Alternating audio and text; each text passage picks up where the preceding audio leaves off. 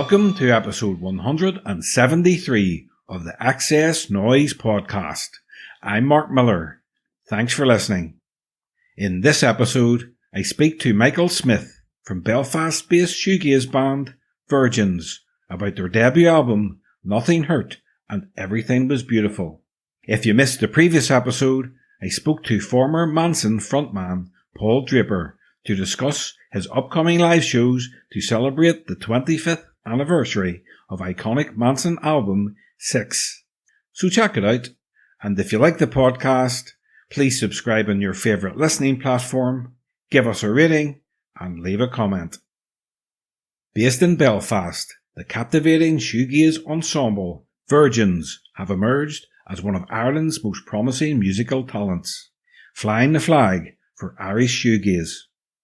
After dropping 2 recent singles, Slowly Long and Softer, their much-awaited debut album, Nothing Hurt and Everything Was Beautiful, has finally arrived. In this interview, Michael Smyth discusses the album, upcoming live shows, and lots more. So sit back, relax, and enjoy the XS Noize Podcast with Michael Smyth from Virgins.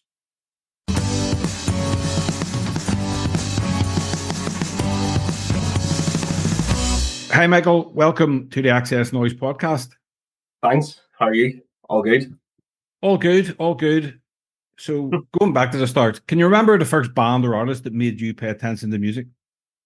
Yeah, I was not a music guy. And my family, we were a football family. You know, like my dad's dad was a QPR scout and family played for Manchester United and all that kind of stuff. So I was going down the football route, you know, and then started secondary school. It sounds so cliched. And then my friend just, he kind of turned me on to like some kind of heavier bands. And he gave me Trouble Gum. And I was like, oh, this is great. And let me hear Nirvana. And then once I heard Nirvana, I was sold. And I remember I went and bought the Smells Like Teen Spirit Digipack and Trouble Gum on the same day from HMV. And then that was me, man. I'm still on that path today. You know, I'm 39 now, so that was a while ago. And then so Nirvana were kind of like my band, you know, and then I got really into it and like started paying attention, like looking back at like all the photos and like reading all the books and like that scene, and then finding out like about American underground music and like Black Flag and, you know, Dead Kennedys and Fugazi, and then all that stuff has had a massive kind of impact on me, like how to approach music, attitude, do it yourself, all that kind of stuff. But yeah, Nirvana were my band, and that's why I started. I'm a drummer originally, so I started playing drums because it was like Dave Grohl, you know, I mean, like the fucking best drummer ever. And then, but I tried to play guitar and I just couldn't do it. It was too, like, it seemed like there was too much thinking involved, you know, and drums just seemed so like primal and simple. Like you hit it whenever that guy hits it on the record, and spent years deafening neighbours and annoying neighbours with my drum kit in a terrace house. No, good choices. The Nirvana, Trouble Gum, you know. Yeah. Have had Andy Kearns on the podcast a few times, actually. Unfortunately, nobody from Nirvana. Not yet. Not yet. And then you've got your own PR company, an events company, Old Crow Promotions. So when did that start, and why did you have to start that? Is it just local acts that you look after? So really, that kind of, I started doing that because I'd already been putting on shows for, you know, a couple of years, just for like bands that I'd been in. And whenever I used to email venues or places, you know, I'd be like, oh, I'm such and such and I play in this band and I want to do it, and they would just ignore you, you know. They just like, they don't want to know. But kind of like in Wolf of Wall Street, and he's like, we're Stratton Oakmount or whatever, you know, it just legitimizes things. So I was like, I'm Old Crow's Promotions, can I put on a show? And honestly, the turnaround from how people respond to you is massive, you know. And it's still me doing the thing and doing all the same stuff, but it's just under a different heading. And then I mean, local music I've been really involved in since I was like, I played my first show when I was 13, and like playing with like older bands or younger bands, and like down in Gyros or the Warzone Centre, the original one, was like a big, massive point in my life where it like really impacted me and let me see like how things could be done on like a different level as opposed to like these stadium or like big shows, you know, like you can put on your own show and you can book your own bands, and it harkens back to that like Black Flag Fugazi kind of attitude. Like my whole thing is like, I never want to have to wait for someone to like tap me on the shoulder and say, you can do what you want to go do, you know, like I can just go do that. Like I can make that happen. Like what's stopping me, you know? So, Old Crows kind of started as that, and then it just kind of grew like really organically. Like I wasn't trying to make a big thing out of it. I just wanted to put on like book shows for my band and book some other cool bands that I liked and get to play with. And I mean, I still do that. And then it just kind of grew. And then like bands from Canada were emailing me being like, we're coming over, can we get a show? We read about you on some blog, and you know, there's a lot of local bands obviously get in touch, bands from Dublin, and so that kind of like built and so now there's like different touring acts get in touch with me, and like I want to work with bands that I like, and I mean I work with musicians and bands that I like the sound of, you know, I mean it's my choice. So and I mean you can't give shows to everybody, and like some bands get annoyed about that, and I wish I could give shows to everybody, but it just, there's only one of me does it, you know, it's not a team, and sometimes I'll get emails being like, oh, to whom this may concern, or you and your team, and I'm like, it's just me, like just sitting in this room on the phone, and people have asked to work for me doing it as well, and I was like, I don't make money doing this, like I have no money to pay you. It's very much like a passion project kind of thing, and what I try to do is give people, local artists especially, like a platform and an opportunity to play shows and get to play kind of with bigger bands, and I do like a lot of all ages shows, and the thought behind that is that there isn't a lot of that goes on, you know, here, and whenever I was growing up, that was so like important and transformational for me to be able to see like bands from America come over and play Warzone, and I got to meet all these older people, and they turned me on to stuff and inspired me and helped me, and hopefully like creating a space and an opportunity to be able for young people to experience the music from here, because otherwise they don't get to see that, you know. And whenever I do it, I kind of try and book like a bigger local band. So I've had like New Pagans and I've had Charm and stuff. We play because I want to play with those bands too. And then like a younger kind of like under 18s band to show them like, you can do this, and this is, you know, you can make a living at this or be successful. And, you know, obviously like New Pagans are touring Europe, Skunk and Nancy, and they're on Big Scary Monsters and like all this great stuff. And it's important, I think, for young people to be able to see that there is a path to that, you know, and you can be from here. I mean, like Therapy, we mentioned Therapy, and I remember it was really important to me that, yes, okay, they're from Larne, and that's a bit unfortunate for them, but like to be able to see that there's a success story from here, you know, like I don't relate to Snow Patrol, but I relate to Therapy, you know, and like, so it was important for me. So I kind of tried to do that. And then that Old Crows kind of grew into like just Belfast, and there was Dublin, and then I've done a lot of stuff in the UK now, and then that kind of grew into Fever Dream touring, where I do booking aids and stuff for bands as well. So again, just providing like kind of smaller bands like the opportunity, like here's how you can go tour and make it work. And okay, you might probably lose money the first couple of runs because everyone does, like, but here's how to go do that, and just providing a resource for them to be able to do that, because a lot of bands from here, we're kind of trapped here because there's a lot of prohibitive things like cost even getting across the water, and also there's like, I'm meant to go do shows in these different places, and it's just I think some people would call me something else, but I would say I'm tenacious, and I just kind of go after things, and if I want something, I'll find a way to do it to make it happen. And it's just from playing those places and speaking to people and building up contacts and playing with different bands and reaching out to people, just kind of build up this kind of like network. And so yeah, it's kind of grew into things that I never thought it was going to do, and it's been a really organic, natural progression. And like the PR as well, providing PR, like try and make it really affordable and cheap, and like provide payment plans, because I know myself, I think it's important because I come from being in a band and not like a business guy with a cigar behind the desk kind of thing. I'm like, I understand your position, I understand where you're coming from. Like, I've been ripped off by PR people before, so I want you to feel comfortable whenever you pay me. One, it's affordable. Two, I've managed expectations. and you're getting something out of this that's reflective of the price that you kind of pay. So yeah, it's kind of taken on a life of its own essentially, which is amazing. And now I get to work with like all these amazing bands from literally all over the world now at this stage, you know. But yeah, it does get in the way of playing sometimes, but that's all right too. That's fine. Yeah, I'm sure it takes up a lot of time, but how would you describe the Northern Ireland music scene, or the Belfast music scene, or the Irish music scene, or whatever you want to call it, from when you first started until it is now? Do you think it's got a lot better? It's different now. They're like I say, I've been doing it for quite some time now, and like I've always been involved in one way or the other, and if that's playing or booking or whatever. And I remember whenever I was going to shows when I was 14, there wasn't a whole bunch of places to play. Like there was kind of like Jarrows and the Front Page, and some people wouldn't even remember like the Front Page or like Auntie Annie's and and all this kind of stuff. And so it was a wee bit more limited. And then around like early 2000s, mid 2000s, was like MTV interest, and people really kind of started to seem to be paying attention.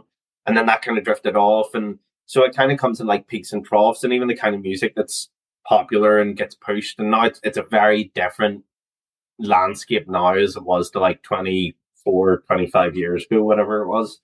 Better is a difficult word. I think there's been a lot of pros and cons to all those kinds of things. I think there's more opportunity in some ways. I think resource wise, again, there's more kind of resources for people to reach a wider audience, but we're still a very small city, and I mean, there are limited places to play, and there's only so much funding to go around, and everybody's kind of scrambling for position. And now I was actually talking about it the other day.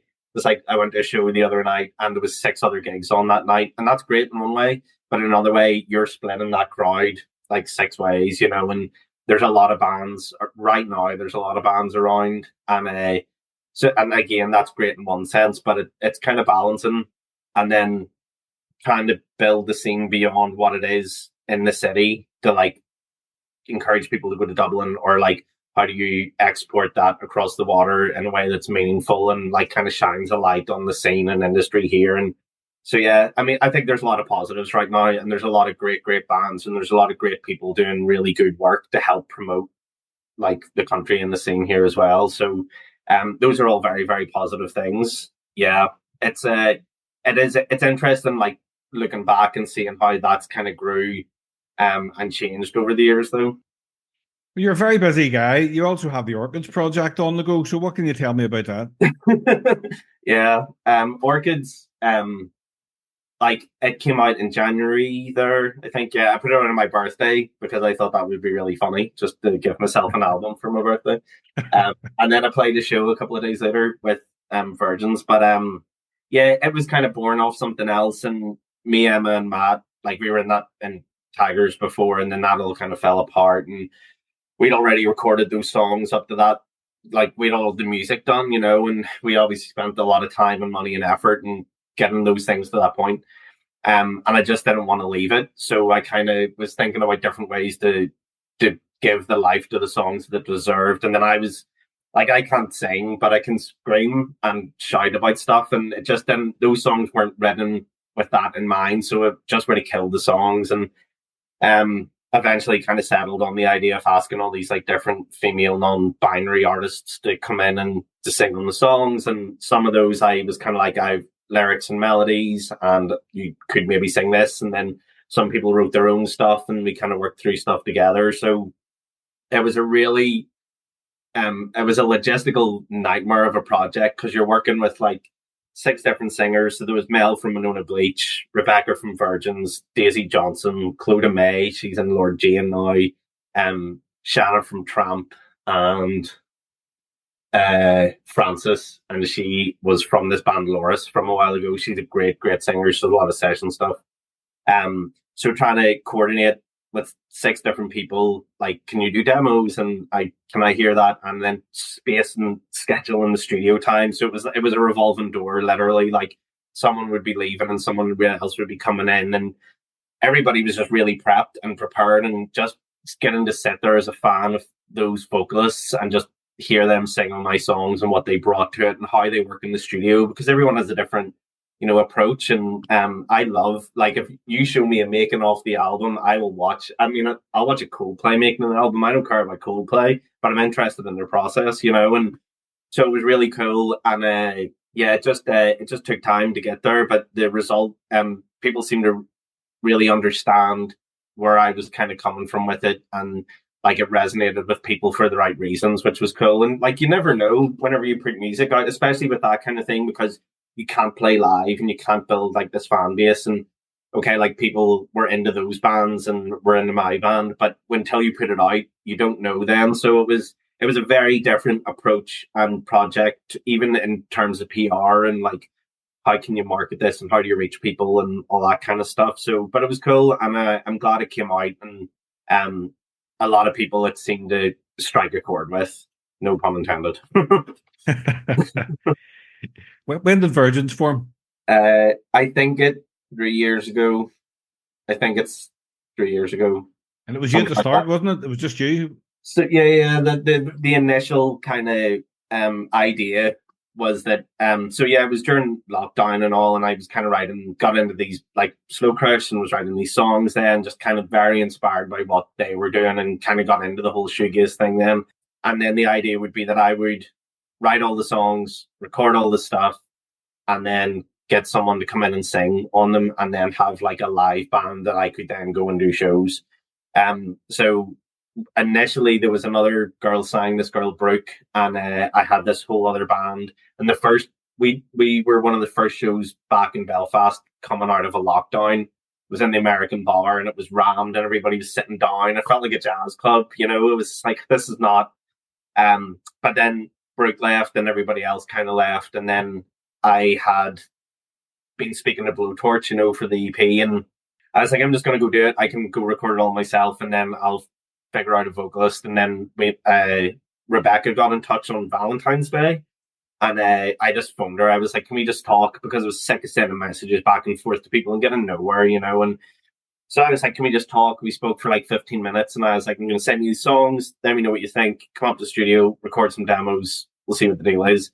And then it's just went from there. And then kind of around the same time, I'd been playing with the guys, well, like with Dave and James and Brandy. James and Brandy aren't in the band anymore. So it was all kind of right around then. And then I was like, right, we've got the EP, it's coming out on vinyl, let's go on tour, let's do loads of shows. And that's what we spent all 2023 doing. That we went on tour. The record came out 2022 in September, went on tour in November, and just played all the time last year, and while still recording and doing different bits and pieces as well. So yeah, and I honestly put those first songs out and thought no one would care, like I thought I'd put Vows out and people would be like, high five little buddy, like way to go, here's another Michael band. And it just didn't do that. Like people really picked up on it, and the feedback we got from the Vows that came out the first time was just insane. And then that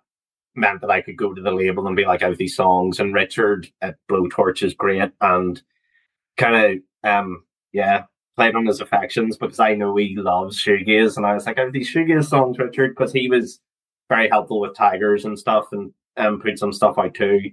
And then it's just kind of growing, and the reception that we've got and the feedback and all those different things is just, I mean, it blows us away every day. Like every day, Rebecca was crying the other day. She was so touched by it. That's not even a joke. Like, she really was, and we all kind of feel like that, because to us it's just like, we're from some noisy practice room in Belfast, and like I sent records to like Canada and Norway and Germany yesterday. Like that's insane. Yeah, but amazing.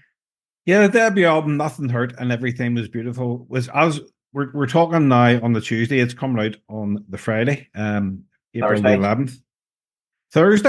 Thursday? It's like 2 days away, man. A day away. Yeah, crazy. Right, well, that's unusual, because most releases come out on a Friday. I put everything out on a Thursday. Very good. My thinking is that if everything's coming out on a Friday, why do you want to get lost in along with that? If you put it out a day early, then you're a day ahead. That's a PR thing, man. Like, that means you're missing that big mess of being lost in the herd and you've just a wee day where you can kind of sneak in a wee bit early. So shouldn't be giving away the secrets here, Mark. No, well, it's a good idea. Well, it is unusual. It is unusual indeed. So everybody can hear it on the Thursday. So so who else was involved in making the record? Yeah, so Dave Sloan, he plays guitar, Rebecca Dow she sings, and James Foy plays drums on it, and Brandy McCann, he plays bass. So once the recording was done, they left to pursue other things. But that's the band on the record, and that had been the band up to that point then.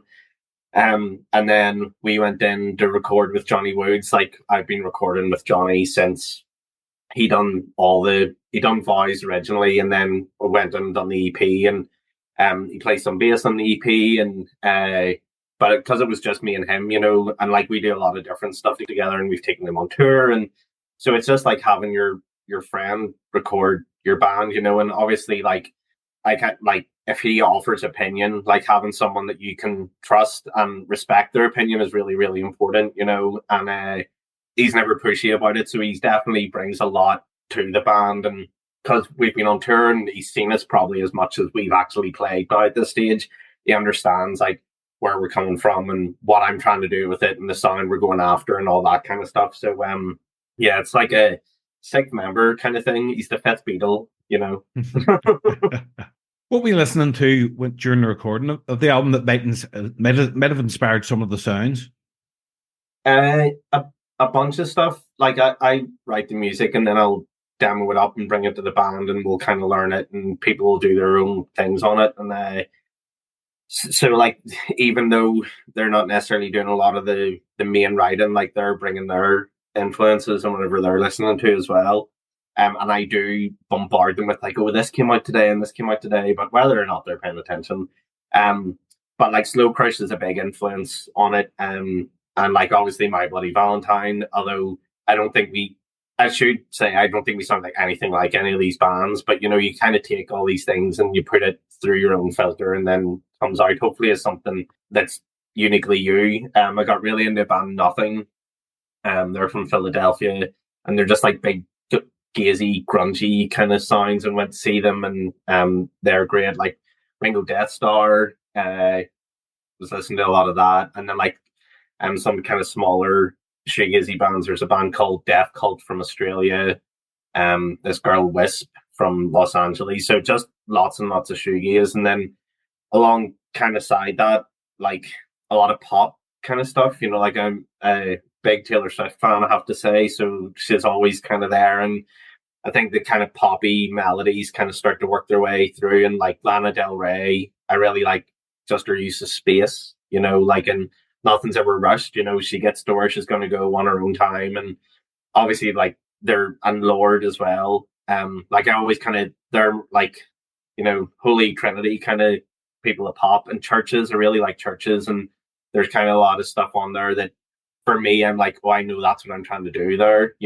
but like it's probably not super clear to anybody else. But I really like their approach to melody and some of the sounds they use and everything. And so a lot of that. And then I'm trying to think what else. That's probably like the main stuff. Well, I was picking up sort of old school sort of shoegaze vibes from it. I was getting Liz Fraser from Cocteau Twins, Slow Dive, Ride, and obviously My Bloody Valentine, especially on the opening track, Softer. I was getting I don't know whether it was the drums that was reminding me of Soon by My Bloody Valentine. Yeah, I mean, when I wrote the riff, I was like, oh, is it too close? Like, I knew it was along that track, and I sent it to Richard, and that's what he was like, oh man, I fucking love this. It sounds like Soon, and I was like, that's high praise there, yeah. And whenever I done the drums, then I wanted it to have that like Manchester, nearly like drum machiney kind of thing, and then James kind of added to that as well. But yeah, My Bloody Valentine is like an omnipresent kind of thing in my life. Even if like the record is always out, and it's always on somewhere, and no matter how many times I listen to Loveless, like there's always something new, And I got the Shields Blender pedal the other day as an engagement present to myself, because I was like, I deserve this. I should have this. Yeah, 100%. But like, I mean, no one can sound like them, and they're their own band 100%. You know, like nothing ever sounds like Loveless, and but it's, I mean, you can't help but steal from them, or at least try to, you know. Well, I'm sure this album didn't take as long to record as Loveless. No, we were pretty quick. We were pretty quick and stuck well within budget, I have to say. You were talking about making all music behind the scenes in the studio, and I love watching that. And I'll even watch an Ed Sheeran documentary. Yeah. But I watched the behind the scenes recording of your album on YouTube, and it looked like the album was recorded in a pub after hours. Where was it? Yeah, so Johnny's studio now is it's above a bar, and it's like a Foresters, like it's called the Foresters, and their studio is above the bar in what used to be, I guess, their old kind of function room. And like we shot music videos in there, and I've done a lot of different recording and stuff in there with different bands, and but yeah, it's a nice kind of like, it's really dangerous, Mark, because like you can finish a take and be really happy with it and just be like, well, I deserve a beer now because there's a bar downstairs, you know, and trying to keep people upstairs. And anytime anyone's like, oh, I'm going for a smoke, and I'm like, are you though? Like, are you going down for 4 shots of tequila and a good time? But yeah, no, it's a cool place, and I really like the lighting, and it's a nice kind of vibe. You know, you're out of the way, and it's just yous, and like even like sometimes you do go down and you have a pint in between, kind of like recording, and sometimes you need that to like pull people away from like, oh, we're doing the album and this is serious. But yeah, it is dangerous. It is dangerous. But does that not help? Sometimes you're going away for a pint and then you're reflecting on maybe what you've just put down, and that's obviously going through your head. The music's going through your head, and you know you're changing things in your head, and you're going back up. And yeah, I think like it's like in between practices, even like you go away and you think about what happened and what you can make better, and you know what you've done, and you're sometimes like, it's that subconscious thing, like because you're not thinking about it, then whenever you come back to it, it's like a fresh. And but the recording was so, like, I mean, because we've been playing these songs, like some of them for like over a year, you know, on the road, and we were playing some of them on tour way back in November, so we're really comfortable with them. And I really like playing songs live before you record them, because they kind of find their own tempo and their own space, and everybody settles into it. Whereas it's like if you go to play something live for the first time, everybody's a bit nervous and they're unsure. So making sure people are comfortable and confident in what they're going to do in the studio saves a lot of time as well, but it takes away that like red light fever kind of fear to it. So, I mean, we got through things faster than what I had expected. Like the drums were done in like a day and a half, bass took a day, Dave took a day and a half, I think I took 2, and then vocals took 2 maybe. So it was really quick, you know. And but that comes from being prepared and doing them on the road and all that kind of stuff. But there was a lot of experimentation within the studio, and like sometimes we're writing lyrics in the studio on the day, and Rebecca came up with a lot of stuff just like in the moment, you know, like here's a whole chorus, there's a 10 on 10. She just like that just came out because we needed a different part. And so it's great that people feel comfortable to be able to do that and be wrong if needs be, you know, because you can't, I mean, I'm right all the time, but not everybody else can be. But I'm joking, I'm just saying that might not come across. But it's great having that, like, and again, because Johnny's there and, you know, is comfortable and can make some suggestions and stuff. So yeah, it was a really fun record to make. Yeah, it's cool. I like doing those making off things as well. That was a wee short one. And tried to stay away from us just discussing which fuzz pedal to use for 20 minutes, even though I would love that. You know, I don't know how much other people are going to be into it. My favorite song on the album is Adore. Tell me about that. Do you know what's weird, man? A lot of people are telling me that so far, and I was like, it's good, I like it. I thought other stuff would kind of resonate more with people, but yeah, so that's strange. You're like the 4th person to tell me that. But so yeah, it was wrote kind of like mid-period for writing of the album, and like it kind of comes from that kind of nothing world, like big, fuzzy, like long chords, like kind of grungy kind of stuff. And one thing I should mention is that we were in the studio when Dave was doing guitars. I was there with him, and because like in the practice room it's so loud and you can't really hear like all the detail, I heard him playing all this stuff, and I was like, how long have you been doing that for? And he's like, oh, wow, like, it's cool. And I was like, well, it's really good. Like, I want to play some cool stuff too. So, like, as he was recording that night, I went home and wrote, like, new guitar parts or, like, went and revisited things. So I was like, if Dave's bringing his A game, like, I want to, he's not outdoing me, you know? So it was cool. Like, we kind of pushed each other that way. And Adore was one of the ones that I went back and looked at in the verses. And it kind of has that space, and there's like different things kind of come in and out, and just like being super critical of what's best for the song then. And the chorus in it, it used to be a completely different lead line, and I tried to do what I do in it now is like try and do like a churches-y kind of melodic thing, and the sound that I was going after there is very much based around this pedal that I bought. And like sometimes that happens, you know, like you buy a new pedal and it opens up like doors to a whole other thing. And in the chorus, that like as I stare, I had said to Rebecca, you know, I want you to sing it like we programmed your vocals into a keyboard and like those wee short, sharp blasts kind of thing. And she's very accommodating when it comes to that. And then she adds loads of harmonies, and it just makes it like amazing, you know. And but yeah, it's a cool one, and it's a really fun one to play. It's like it's not super fast, and it's kind of mid pacey, and it's important to kind of keep that pace. So like if you play it too quick, it kind of chokes the whole thing. And but yeah, it's super fun to play. I don't know, it's a lot of people's favorite to play as well, which is interesting. What song on the album do you feel most connected to?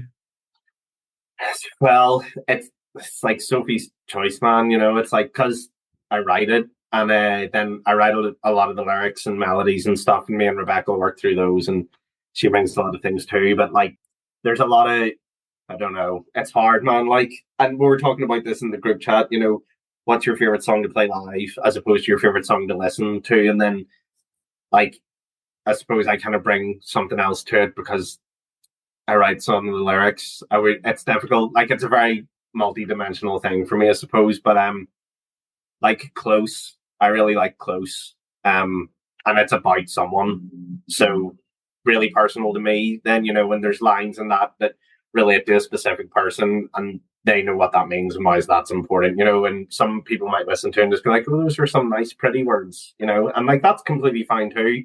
But it matters to me. But then also, like similarly, like Tend, Rebecca wrote all those melodies and lyrics, and I listen to that and I get chills every time. You know, it's like it's an emotional song, you know. And so yeah, it's just too hard to choose, Mark. But I'm like, I would say Close probably. Yeah, and then because we're so close to the album at this stage, you know, there's been no time for like distance, you know, because you're so in it, like you're writing and then you're recording and then you're being really critical of mixes and mastering and all the stuff. And I'm kind of like only starting to be able to like enjoy it for what it is now, you know, because trying to get that distance and disconnect from like looking for mistakes or things that you might have done, or maybe that symbol shouldn't have been loud, or, you know, all that kind of stuff. So, I'm sure if you ask me in like 6 months' time, it'll be a different answer, you know. You sent me a stream of the album which features it says non-album track Gliss. Yeah. Now, why is that not on the actual album? Because it's a travesty that it's not. It's tremendous. Man, I loved Gliss was so, I kind of say in like the press release and stuff, like Gliss is the song that bridges the EP and the album.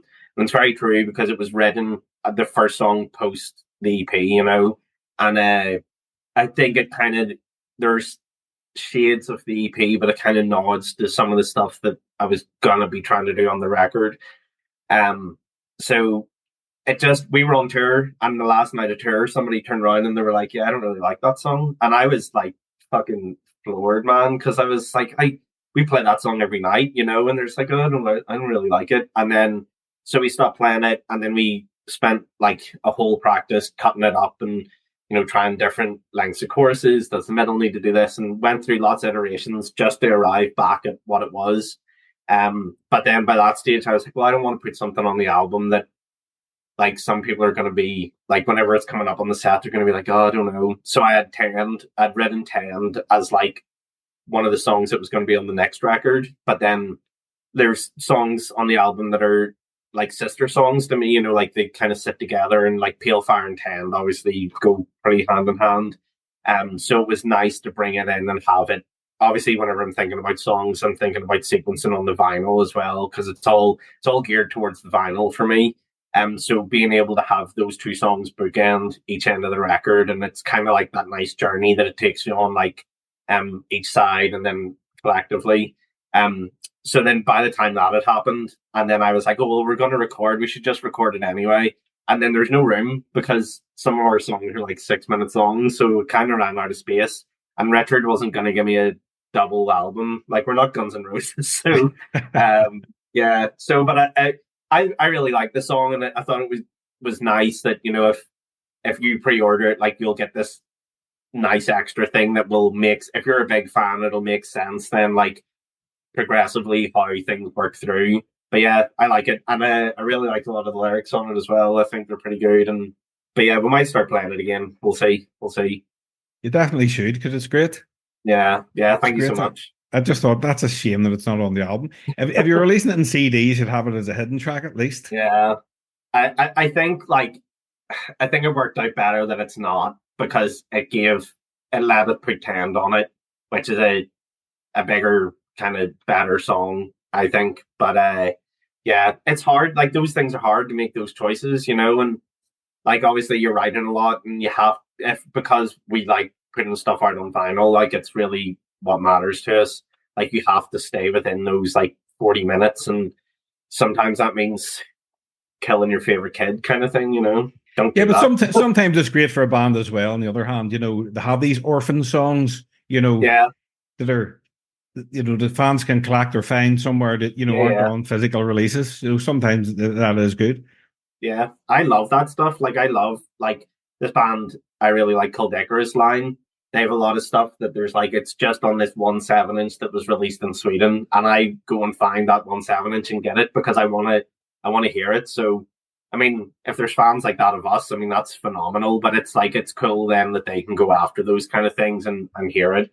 And then, like, it does make sense then, you know, if you put that on, like, sequence all the way through, like, it should make sense then in terms of progression and evolution and that kind of thing. Yeah, you mentioned the vinyl. The album's coming out on vinyl, and it looks amazing. I've seen pictures of it. How important is it for the band to put out physical music nowadays?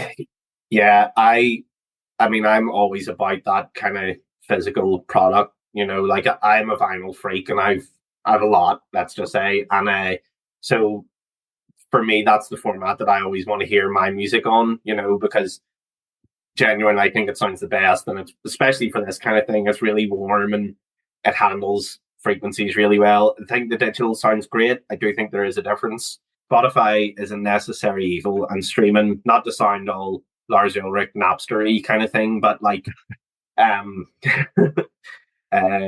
yeah, it's just, you're giving your music away for nothing. You know, it's for free, and there's so much time and effort and money goes into producing all this stuff, you know. Like, from one point of view, I just want it to have for me, and like, there's obviously our fan base really wants it too. So, like, we put out Slowly Long last August, and every message you guys got was like, when's it coming out on vinyl? Where's the 7-inch? And it's like, well, just wait, it's coming, but like, it'll get there. So people want it, and there's a hunger for it, so it's worthwhile doing. Like, if no one wanted it, then we're just losing, or Will Richard would be losing a lot of money. But to me, it's like, it not legitimizes, but it makes it real, you know. And it's fine going on Spotify and seeing the art, and it's like a thumbnail, but like, we've the insert this time, and there's all the lyrics, so if people want to read it, they can read the lyrics. And there's like, I enjoy reading like all the production stuff and the thanks, and like, you know, whenever I used to get like a Nirvana record or like any record, you know, even like their publishing companies, like figuring out whose publishing company that was and all that kind of stuff. So to me, it's part of the experience, you know. And because I do the artwork as well, like, I love seeing it like properly, like, this is what it's meant to be. And, you know, I kind of look at it as like one large cohesive piece and project. Like, the art relates to the video, and the video and the art relate to the music, and that all relates back to the merch, and, you know, and that all relates to the social media, and like, so it all has one feel to it, and so it's just kind of important to have that thing that I can go, this is it, this is what I made, and this will last forever if I wanted to, as long as I kind of take care of it.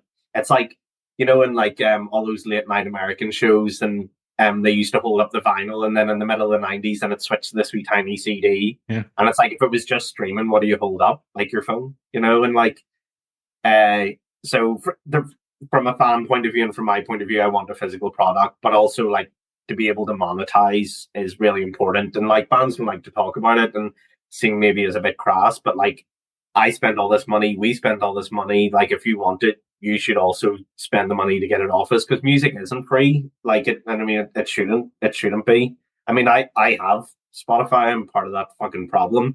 And whenever you push it, you have to market it on Spotify and Apple and all that. But having the physical product is like, that's the album, there it is forever, and plus they just look fucking cool, man. Like, that's why I wanted it on Starburst.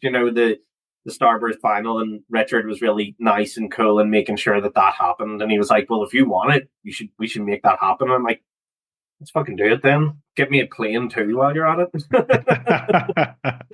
No, it looks class. It looks class. So, and to celebrate the album's release, the band will be playing 2 launch shows in Dublin and Belfast this month. So what can we expect from the shows? We're doing the album like in sequence, front to back, and we've been doing that in practice the last while. And it, again, listening to it like that is one thing, playing it to it like that is another. And it's going to be really cool to see the audience's reaction in real time then, because our sets normally are, you plan your set out to make sense as a set, but we're going to do the album. And so to see how people kind of come along with us and react to it, it's going to be super fun and really exciting. And yeah, like, we love playing Dublin. It's always really, really fun. We're playing with Joe Maxey and Affection to Rent. And Affection to Rent are a great band from Dublin, that kind of gazy, kind of dream poppy thing too. And up here we're playing with Slow Healer, and then Full Veta. They're a band from Dublin I really like, really, really gazy. And then Gush, they're from Belfast too. So it's all really great lineups. And I think it's important to try and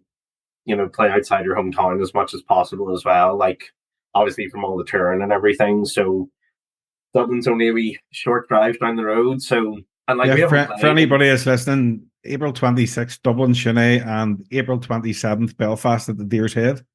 Good man, Mark. That's it. And yeah, so we haven't played in a while now, and normally we're so used to playing so much, like, but we've made a conscious kind of effort to step back so that whenever we come out to do this, it's here's the album and we're moving forward from here onwards. So yeah, we have a couple of other shows, like some of them haven't been announced, but we're doing Dundalk, Spirit Store, we're doing Stendhal this year as well, which is great. And then I'll have Gaze Fest again this year. It hasn't been announced yet, but hopefully this week. But yeah, so lots of cool, exciting stuff coming up, yeah, for sure. So what's your ambitions for Virgins going forward, say in the next few years? Yeah, I mean, like, this year we got offered European shows, and if we had the money, we would just go do them, and like, we send a lot of records over there, so there's obviously a desire for us to go.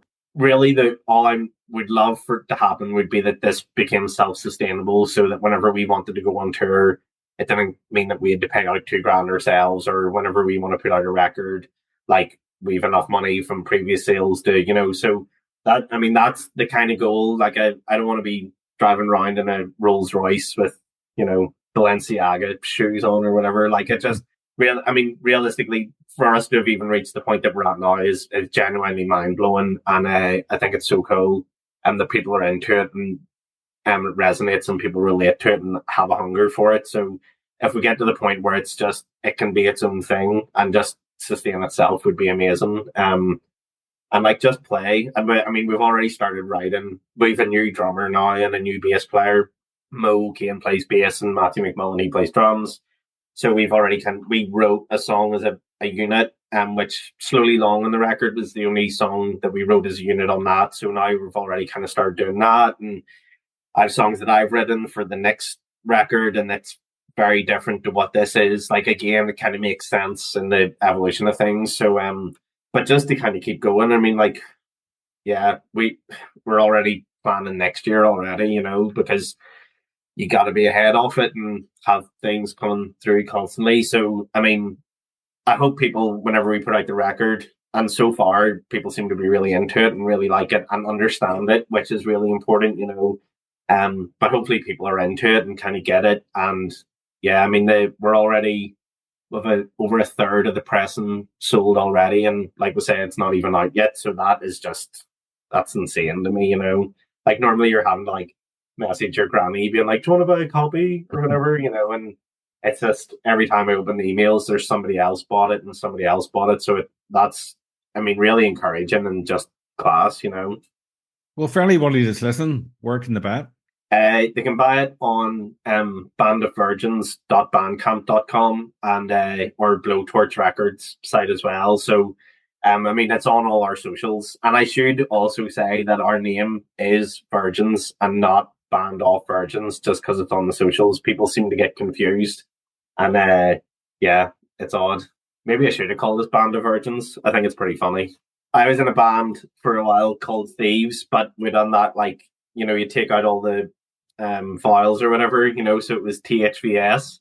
So we used to get called Thus all the time, as if, and then somebody was announcing this show, like where we're going to be on next, and they were like, "Here's Thuvs." I was like, who's going to, baffling. Michael, I like to ask my guests the following questions. For us music fans, music is the soundtrack to our memories. What song or album, when you listen to it, brings back the best memories for you? Oh, good question. The best memories? I do have to say 1989 by Taylor Swift is like a summer, it's a summer record. And it sounds so fucking cheesy, like Taylor Swift, my summer record, but yeah, that holds a lot of great stuff in it for me. And it's just, I mean, it's an amazing album and stands alone in itself. I maybe should have gave like a much cooler answer, like Dead Kennedys or something. That summer I spent in Cambodia. But yeah, but that record is, yeah, it's so good. And like it is a summer record, like it just soundtracked a summer for me. And yeah, a lot of late nights to Taylor Swift, oddly. Weird. And the Ryan Adams version is very good as well. It is good. I don't think it measures up, and I don't really like the Taylor's version of it. I think like it's like all these Hollywood reboots. Like you do it once and you do it perfect. Like Ryan Adams' version's interesting, but that initial Taylor one, and yeah, it's great. It's great. I don't think people appreciate like how good like a pop record it is, like and how it does stand alone, and it doesn't sound like anything else that was around at the time. And there's maybe like a Swedish kind of poppy vibe to some of it, but yeah, it's just it's an amazing record. Out of all the music in your collection, which artist or band do you have the most albums by? They're very opposite ends of the scale. And it's Lana Del Rey or the Icarus line, because I'm just huge fans of both. Like I love Lana, she's I mean, probably one of the best artists of our generation, and like the way she creates worlds for her records and songs to exist in is like nobody else does that, like not the way she does. So I've like a bunch, and because I'm like, I wouldn't say a completist, but I've like 3 versions of Chemtrails of the Country Club. I've 2 of Ocean Under Boulevard. I've some doubles. I bought the poetry album she put out as well, just to kind of have it. She put out a "You'll Never Walk Alone" 7-inch, like the Liverpool song. Oh yes, I know. Yeah. So I bought 3 of them because I was like, I'm gonna keep one. I gave one away and then I play one. So yeah, and like I've tons of hers, and then the Icarus line. They're not together anymore. There's a band from LA. They were kind of big around early 2000s, like funky, really aggressive, kind of Stooges-y stuff. And they're not big by any stretch. I mean, most people haven't heard of them, but it's one of those bands that like you fall in love with and they become your band, and they put out a lot of great records. So just everything they've put out, I've got. and I think I've got a couple of versions of some of them as well. And like, there's a record, their second record, Pen and Soiree. One of them came out on Bodyhead, which was like their kind of record label, and then another one came out on Sweet Nothing. So I had to get both, you know. And it's just for what, like a different picture down the right hand corner. They're the same, you know. But I've done that myself. yeah, man, like, you know what it's like. You get suckered into it, and I used to collect Star Wars figures, you know, and I'd go after all the things. Yeah, that's where it comes from, man. Swear to God. And it's like, you know, all those different, like, oh, here Boba Fett has this color belt, or now his legs are this color, and you know, the different lightsabers. There was like the L lightsaber, and then like the one with the tail on it, and that's where it comes from, man. Honestly, like, psychological deep dive. It goes back to my Star Wars obsession. I know. I wish I'd kept them all. Me too, man. Everybody Me too. says that. I know. I'm still a Boba Fett, and that's it. I just kept him. Worth it. I had a big, tall Boba Fett as well. It was class. Yeah. I had that too. Yeah. It was awesome. And I got it on Christmas Day, and I lost the gun. Oh, Mark. I used to have a model of Darth Vader, and you know, like, you had to build it, and then he had this glow in the dark lightsaber. And I came home from like some like camp kind of thing, and my dad had broke the lightsaber off, and he pretended that it didn't happen, that he didn't do it. And then like a couple of months later, he was like, broke the lightsaber. Raging. It was raging, man. Especially because I had to build it, you know, like glue all the parts together and all. What song or album is your guilty pleasure? I don't have them, man. I mean, I'm sitting on an interview being like, Taylor Swift is my...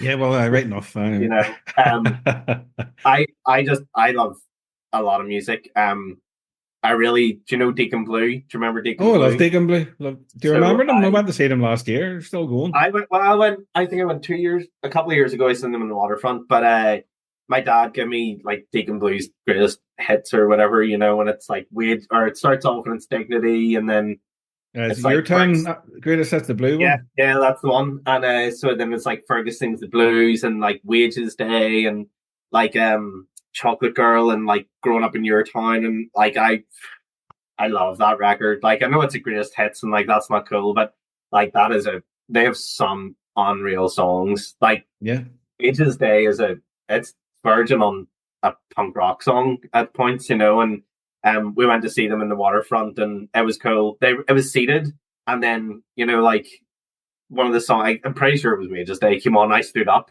and somebody was like, sit down, you know, like some security guard. And like, I'm sure we brought the average age in that room down considerably, but it, like, yeah, I really like them. And that's probably not a band that would make a lot of sense to like, but yeah, I suppose that there's like a emotional resonance or connection there, you know.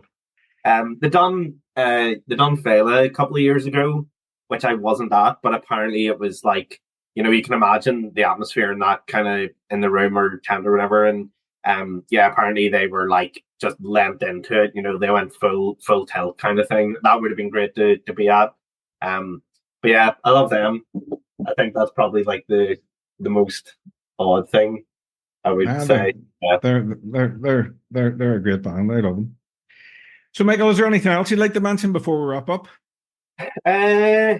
Just check us out. We're on all the socials is at Band of Virgins, and obviously the record's coming out. And you'll be able to stream it wherever you want to stream it. If you want to buy it, please do. We've merch, like you said, we're playing the 2 release shows, and then just keep an eye on the socials. We have lots of stuff coming up over the next year or so, and there's a couple of cool live sessions that should be coming up and coming out as well. So, and just thanks for taking the time today, Mark, to sit and chat about it. Appreciate it. All right, well, have a good day, mate. Take it easy. Yes, you too. I'll talk to you soon. Right. All right, Michael. Bye. See you later. Bye.